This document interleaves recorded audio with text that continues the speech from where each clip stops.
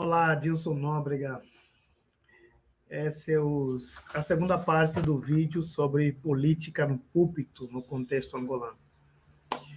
Dois personagens são importantes para pensarmos sobre isso. Um evangélico protestante e outro católico. Vamos começar pelo católico. Dom Oscar Romero, padre em El Salvador,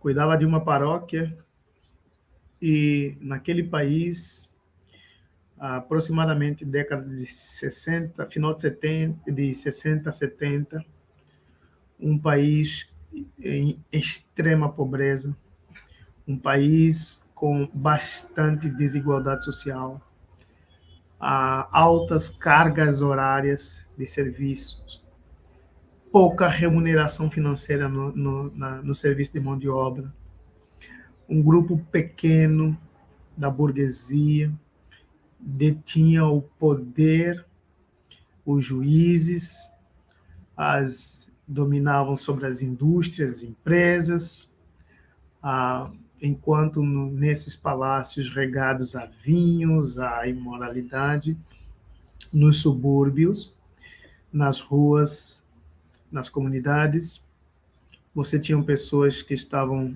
morrendo de fome, crianças desnutridas, mulheres grávidas sem acesso a atendimento médico de qualidade, o mínimo necessário, hospitais superlotados. Assim era El Salvador. Parece muito com o nosso contexto, né? Infelizmente. A gente ri para não chorar. E nesse contexto social, esse padre começa a pregar e as suas homilias eram ouvidas pelo rádio na cidade. Então o exército vai até ele, intimida ele, prende alguns padres, e Dom Oscar Romero continua pregando contra toda a injustiça social que acontecia naquele tempo. E mesmo depois de intimidações, destroem a igreja dele, e ele continua pregando naquele contexto de caos, na frente do exército militar. O governador, que era um homem mau, em alguma ocasião convida ele para ir para o palácio no aniversário do governador, e quando Dom Oscar Romero chega, encontra assim, a cúpula da alta sociedade lá no palácio, todo mundo bebendo, felizes. E ele saía lá da comunidade onde as pessoas estavam desaparecidas, procurando seus entes queridos desaparecidos.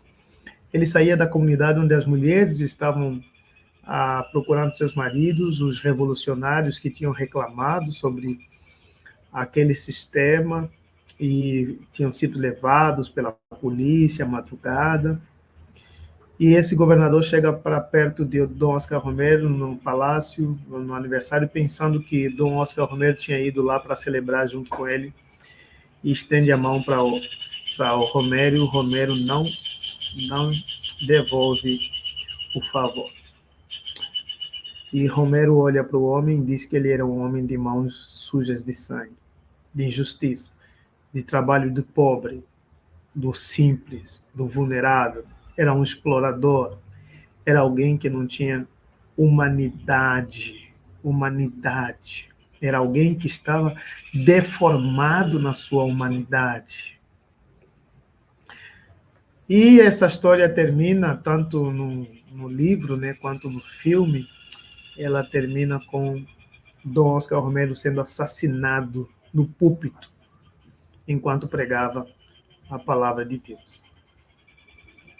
Um único homem sacudiu o sistema político de El Salvador. Se tornou a grande oposição a todas as injustiças. Esse padre foi como o profeta Amós. Amós reclamava que o pobre valia o preço de uma sandália. É isso que a moça reclamava, das injustiças, idolatrias e imoralidades. Inclusive, os sacerdotes estavam mancomunados com o poder público. Um outro homem importante para a nossa reflexão, já mais no nosso arraial, é o pastor alemão Dietrich Bonhoeffer. Dietrich Bonhoeffer. Década de 40, por aí, pregava contra a ditadura do Hitler. Isso trouxe perseguições. O governo americano convidou ele para se exilar, se esconder nos Estados Unidos. Mesmo depois de ter sido perseguido, ele volta para a Alemanha, não aceita ficar como exilado, entende que era a missão da vida dele continuar apontando os erros, falando a verdade daquele sistema. E acaba preso, maltratado e morto. Política no púlpito, perdão. Quando a gente vê Deus tocar homens profundamente e levantá-los para falar de política, tanto na história, quanto na Bíblia, como em João Batista, como no profeta Elias, nós vemos homens que estão denunciando o erro, homens que estão apontando para o pecado, homens que estão apontando para aquilo que fere a Deus e fere o próximo. É isso que a gente vê nas Escrituras. Homens de Deus, tocados pelo Senhor, para apontar o erro do sistema. Agora, essa comunhão, essa intimidade, esse relacionamento profundo de pastores com os governantes que exploram o povo, ele é um relacionamento adúltero. É um adultério espiritual. É uma desvirtualização do chamado. De novo, como falei no primeiro vídeo, homens de Deus têm que estar sempre do lado de Deus, do lado da palavra de Deus e do lado do povo de Deus. Esse lado que você tem que comprar. Deus, palavra de Deus e do povo de Deus. E nunca do lado da injustiça. Ore pelos governantes. Se tem acesso a eles, encoraje-os a viverem na prática do bem, a premiarem aqueles que fazem bem e a punirem os que fazem o mal. Se você tem acesso a esses homens importantes, governantes, encoraje-os a serem fiéis, encoraje-os a encontrar o prazer que há em andar em sintonia com o Todo-Poderoso, que é o Senhor Jesus Cristo. Não fique do lado da injustiça. Não fique do lado errado. Ainda que se posicionar publicamente do lado de Deus, da palavra e do povo, lhe trazer consequências físicas, financeiras, materiais.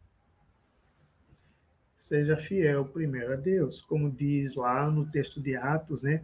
Importa-nos obedecer a Deus. Vocês acham justo deixar de obedecer a Deus para nos rendermos aos homens? Então fique do lado de Deus. Lembre que vários imperadores se levantaram e perseguiram a igreja, maltrataram a igreja, pegaram muitos dos cristãos. Em 1 e 2 Pedro você encontra essa narrativa, em Hebreus também. Muitos cristãos foram colocados à prova do fogo, sangue, prisões, debaixo de calabouços, foram atacados por animais selvagens, enfim, injustiças contra eles, mas eles continuaram fiéis ao Senhor. Para nós, a vida não termina aqui. Quando terminar aqui, na verdade, será um verdadeiro começo. Que Deus te abençoe e encoraje sua vida com essas palavras, em nome de Jesus.